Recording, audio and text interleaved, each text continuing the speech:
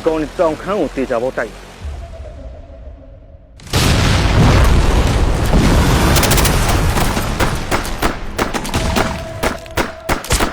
တကယ်တော့စစ်တိုက်တယ်ဆိုလူတတ်တာ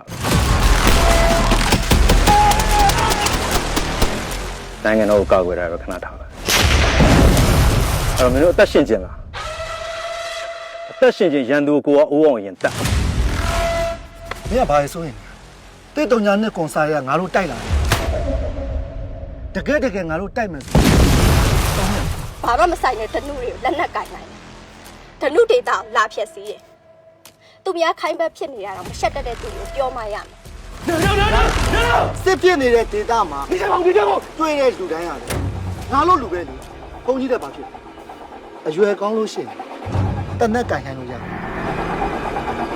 ဒါနဲ့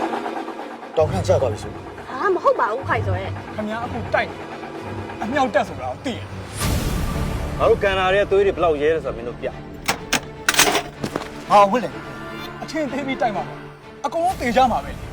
ဆရာကြီးဒီတက်ခွဲကိုစက်ပီးဥမဆောင်နိုင်တော့ဘူးဆိုရင်ကျွန်တော်စက်ပီးဥဆောင်ပါနော်လိုက်မယ်ဗျာဆရာရဲတာဥဆောင်နေဆိုရင်မရဲတော့ထိလိုက်မယ်မတိုက်ရဲတဲ့ကောင်လည်းရှင်းတော့ကောင်းကိုတက်ပြီးလိုက်ဒီတိုက်ပွဲစပြီဆိုတာနဲ့တိုက်ဖို့လိုက်ပြီးမှဖက်ပြေဖို့မစင်စားနဲ့စစ်တပ်ရင်ငါကိုယ်တိုင်လိုက်စစ်တပ်ရင်ထွက်ပြေးတဲ့ကောင်ရှိရင်ငါကိုယ်တိုင်ပြစ်တတ်ငါထွက်ပြေးရင်လည်းငါ့ကို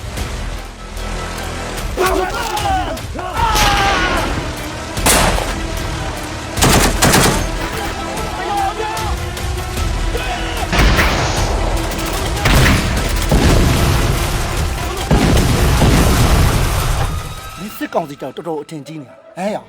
ဘာလို့လောက်ထင်ကြီးနေတောင်ခမ်းမှာရှိနေတဲ့တက်တယ်ထက်ရောက်လာရင်တက်မတယ်ခံချရတဲ့တက်တယ်ဟုတ်တော့